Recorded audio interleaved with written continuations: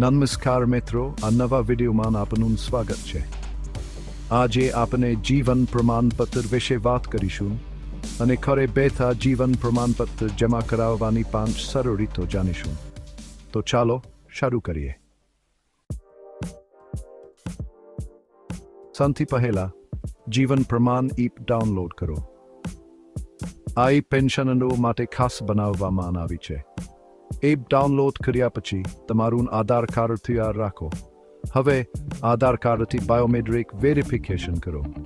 આ પ્રક્રિયા સરળ અને ઝડપી છે.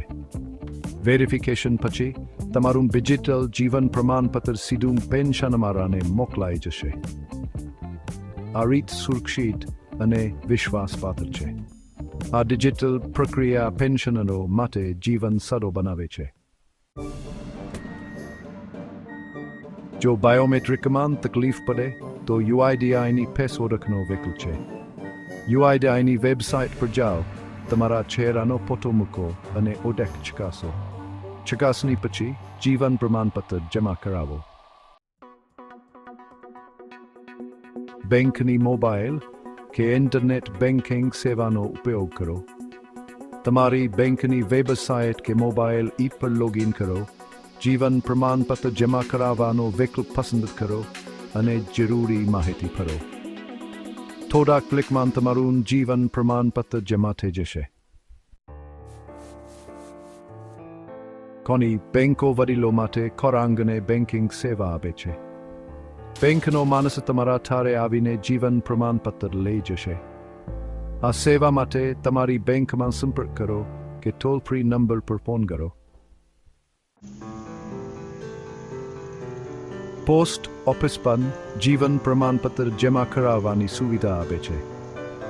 આ સેવા ખાસ કરીને વરિષ્ઠ નાગરિકો માટે ખૂબ જ ઉપયોગી છે, જેમને પેન્શન મેળવવા માટે જીવન પ્રમાણપત્ર જમા કરાવવું પડે છે. નજીકની પોસ્ટ ઓફિસમાં જા, ફોર્મ ભરો અને જરૂરી માહિતી પૂરી પાડો.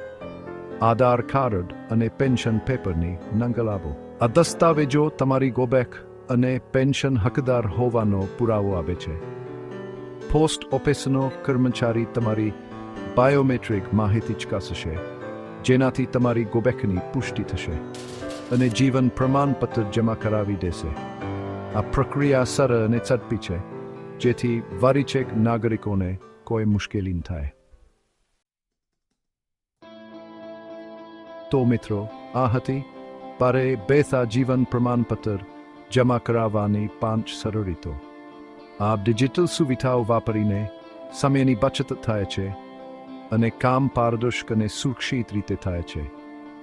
આ રીતો ખાસ કરીને વડીલો માટે ખૂબ જ ઉપયોગી છે, કારણ કે તેઓને લાંબી લાઈનોમાં ઊભા રહેવાની જરૂર નથી. જો તમને કોઈ પ્રશ્ન હોય તો અમને કોમેન્ટ બોક્સમાં જરૂર જણાવો.